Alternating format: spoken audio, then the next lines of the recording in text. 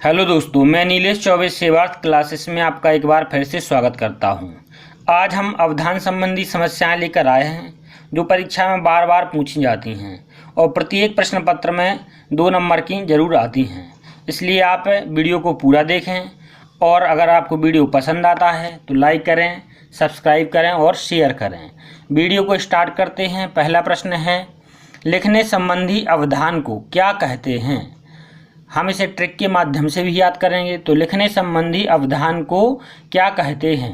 पहला ऑप्शन है डिस्ग्राफिया, दूसरा ऑप्शन है डिस्प्रैक्सिया, तीसरा ऑप्शन है डिसकैल्कुलिया, चौथा ऑप्शन है डिसमोर्फिया।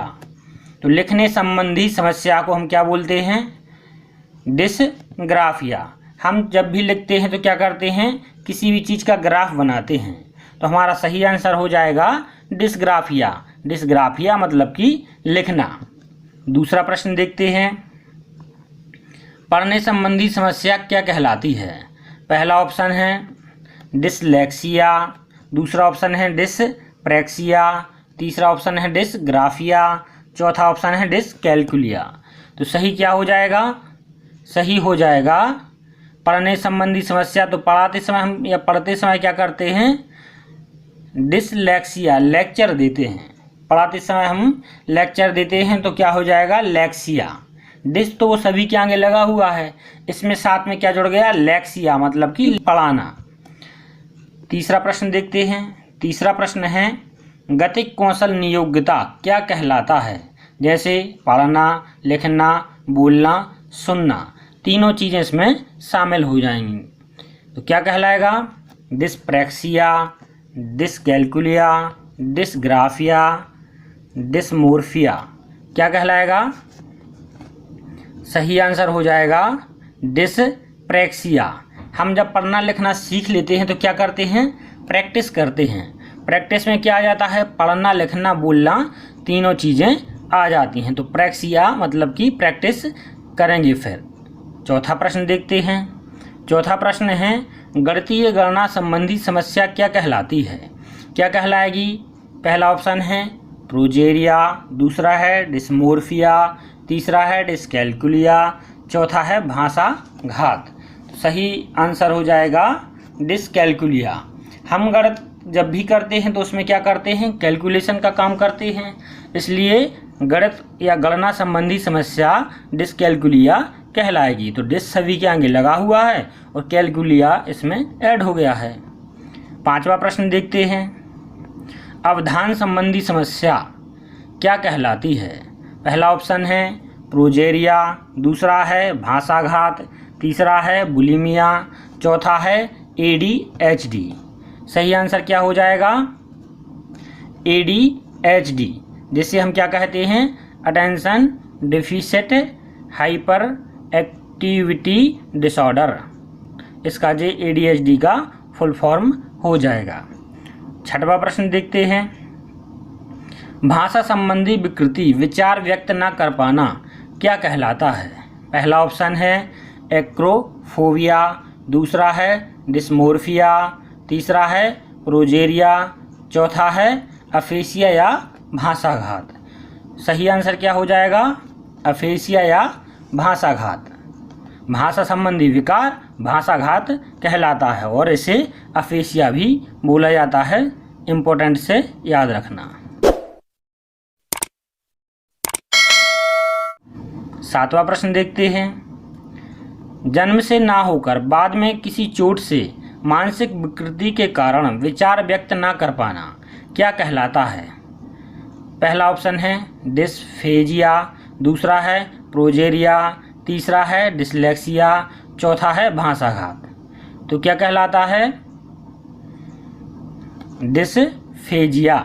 डिस्फेजिया कहलाता है। इसका आपको अगर उदाहरण देखना है तो अच्छा उदाहरण है क्रिस, जो फर्स्ट वाली फिल्म थी तो उसमें इसका अच्छा उदाहरण दिखाया गया था। क्रिस को चोट लगने के कारण वो अपने विचार व्यक्त नहीं कर पाता था और मानसिक रूप से पिछड़ा था। सातवां प्रश्न देखते हैं, कम आयु में वृद्धावस्था के लक्षण कौन सा डिसऑर्डर है? Progeria, डिसकैल्कुलिया, dysmorphia, AfrAsia. क्या हो जाएगा सही आंसर? सही आंसर हो जाएगा प्रोजेरिया। कम आयु में वृद्धावस्था के लक्षण प्रोजेरिया कहलाती हैं। अब इसमें क्या होता है, जैसे बालों का सफ़ेद होना, स्किन का सिकुड़ जाना या कमजोरी होना, तो ये कम आयु में वृद्धावस्था के लक्षण हैं। 9वां प्रश्न देखते हैं। स्वयं के बारे में भ्रमित रहना, शारीरिक रूप के बारे में, खास करके यह बीमारी किशोरों में होती है।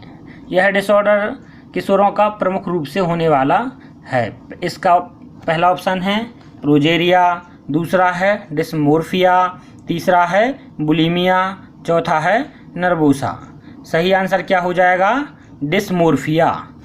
अब इसमें किशोर क्या करते हैं, वह समझते हैं हम सबसे सुंदर लग रहे हैं, हमारी हेयर स्टाइल अच्छी है, हमारा कलर अच्छा है, हमारी आइस अच्छी हैं, तो इस तरह के डिसऑर्डर किशोरों में आते हैं और जिसे डिस्मोर्फिया कहा जाता है।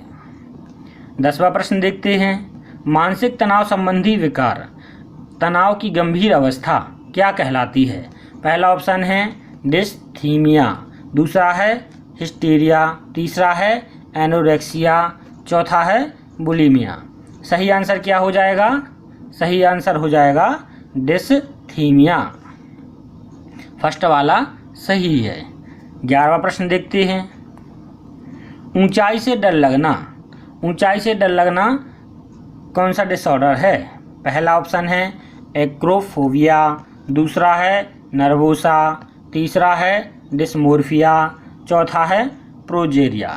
तो सही आंसर क्या हो जाएगा, सही इसका भी पहला वाला हो जाएगा। एक्रोफोबिया ऊंचाई से डर लगने का डिसऑर्डर है।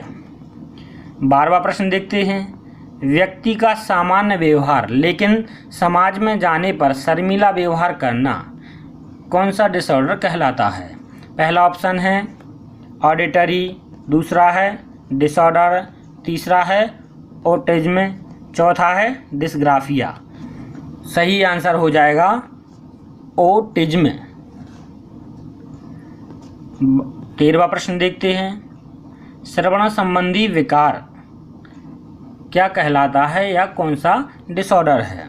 पहला ऑप्शन है ऑडिटरी प्रोसेसिंग डिसऑर्डर, दूसरा है बुलिमिया, तीसरा है नर्वोसा, चौथा है विज्ञाहार। तो क्या कहलाता है जी, ऑडिटरी प्रोसेसिंग डिसऑर्डर। श्रवण संबंधी विकार ऑडिटरी प्रोसेसिंग डिसऑर्डर कहलाता है। 14वां प्रश्न देखते हैं। चिंता के कारण दौरे पड़ना तथा पक्षाघात हो जाना क्या कहलाता है। पहला ऑप्शन है हिस्टीरिया, दूसरा है बुलिमिया, तीसरा है अफेसिया, चौथा है नर्वोसा। तो सही क्या हो जाएगा, सही हो जाएगा हिस्टीरिया। जब आप ज़्यादा चिंता करते हैं तो क्या होता है, पक्षाघात हो जाता है और आपकी हिस्टीरिया मतलब कि हिस्ट्री बदल जाती है। 15वां प्रश्न देखते हैं। भोजन ग्रहण संबंधी प्रवृत्ति समस्या है, कौन सी समस्या हो जाएगी। पहला ऑप्शन है बुलिमिया, दूसरा है नर्वोसा, तीसरा है विज्ञाहार, चौथा है डिसऑर्डर। सही क्या हो जाएगा, सही हो जाएगा बुलिमिया। 16वां प्रश्न देखते हैं। 16वां प्रश्न है ज़रूरत से ज़्यादा आहार ग्रहण करने संबंधी समस्या है, कौन सी समस्या हो जाएगी। पहला ऑप्शन है विज्ञ आहार विकार, दूसरा है नर्वोसा, तीसरा है डिसऑर्डर, चौथा है बुलिमिया। तो कौन सा हो जाएगा सही, सही हो जाएगा पहला वाला विज्ञ आहार विकार। इसमें क्या होता है, बच्चों को यह नहीं होता कि हमें कितना खाना खाना है और कितना नहीं खाना, वो तो बस जब भी आते हैं आपके पास और खाना खाते जाते हैं। अब ये सभी में विकार हो सकता है, बड़ों में भी हो सकता है और बच्चों में भी हो सकता है।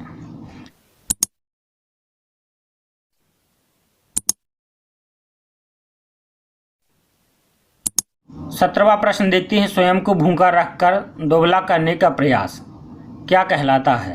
पहला ऑप्शन है एनोरेक्सिया नर्वोसा, दूसरा है बुलिमिया, तीसरा है सफिया, चौथा है डिस्ग्राफिया।